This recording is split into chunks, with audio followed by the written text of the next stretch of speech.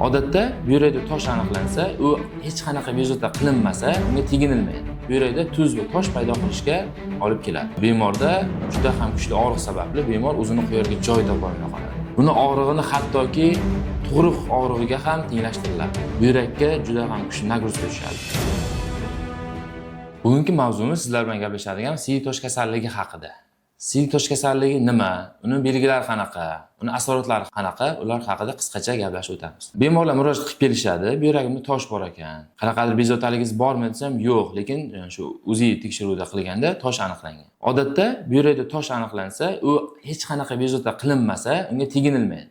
Unda italogiskiy davo qilinadi. Ya'ni uni sababini.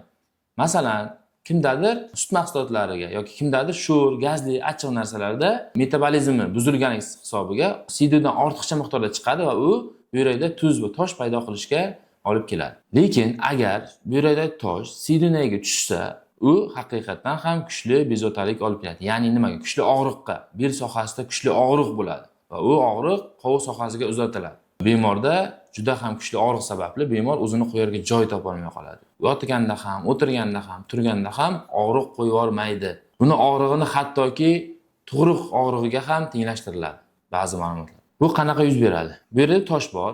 U masalan qanaqadir sabab bilan kimdadir achchiq narsa yoki kimdadir gazli narsa ko'p yeb qo'ygani sababli ertasi kuni u joyidan qo'zg'aladi va u siydinaga tiqiladi. Va siydinani to'liq blok qilganligi sababli buyrakdan paydo bo'layotgan siydik siydinaga o'tmaydi. Va buning natijasida buyrakda kengayish, shish paydo bo'ladi. Va shish buyrakni o'zini kapsulasi siqadi va unda keladigan nerv oxirlarini ta'sirlantirib, quyosh chigali deydi. Unda o'sha ta'sirlantirgan hisobiga ko'ngillanish va qayt qildiradi bemor. Ba'zilar o'ylaydi oshqozonim buzildi yoki ichagimda muammo bor deb, umuman boshqa yo'nalishga ketib qoladi. Lekin buni aslida o'sha buyrakda tosh sabab bo'ladi. Keyingisi siydik rangi qizarishni boshlaydi. Ya'ni o'sha buyrakda tosh ko'chib siydinaga tushadi va uni tirnaydi. Buning natijasida esa tirnalgan joydan qon elementlari eritrositlar siydikka tushishni boshlaydi. Bu siydik rangini qizartiradi. Buni asoratlari nimada? Agar bunaqa holatda bemor 1 kun, 2 kun, 1 hafta, 1 oy davomida faqat og'riq qoldirishlar bilan yursa-yu, lekin etalogiskiy, patogenetik davo qilmasa, buyrakka juda ham kuchli nagruzka tushadi, ya'ni yuklama tushadi. Bu esa kelajakda buyrakda yallig'lanish kasalliklarini yoki buyrak yetishmovchilik kasalliklarini ham keltirib chiqarishi mumkin. Shuning uchun birinchi navbatda buyrakdan tosh ko'chganda og'riq sindromini bosish kerak. Ikkinchi navbatda albatta ultratovush tekshiruvi va siydik tahlil, peshob tahlili qilinadi. Keyin agar bu ma'lumotlar yetarli bo'lmasa, MCKT tekshiruvi buyuriladi. Bu hamma ma'lumotlar yig'ilib bemorga taktika qilinadi. Ya'ni taktika qanaqa? Og'riq qoldiruvchi va toshni tushiruvchi preparatlar. Agar tosh juda ham qattiq bo'lsa, o'lchami katta bo'lsa, endoskopiyskiy operativ davo tavsiya qilinadi.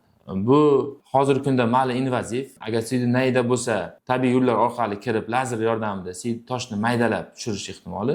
Agar buyrakda o'zida qolib ketib, siydinaga o'tmasdan siydik yo'lini bekitgan bo'lsa, perkutan, ya'ni teri orqali, kichkina teshik orqali kirib, endoskopiyskiy toshni olib chiqish operatsiyalari mavjud. Agar sizda doimiy ravishda shu siydik tosh kasalligi qiynalayotgan bo'lsangiz, doimiy ravishda sizda tosh tushib yuradi.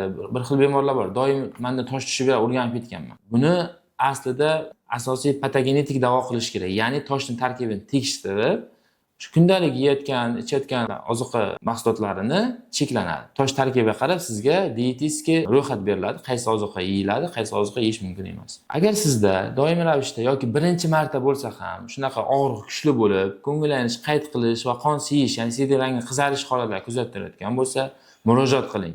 Buni vaqtida davolasa, buni o'sha umuman keyin qaytalanmasdan turib davo qilish yechimlari mavjud. Agar sizda yuqoridagi belgilar kuzatilgan bo'lsa, ko'rsatilgan raqamlarga qo'ng'iroq qiling va biz sizga yordam berishdan mamnun bo'lamiz.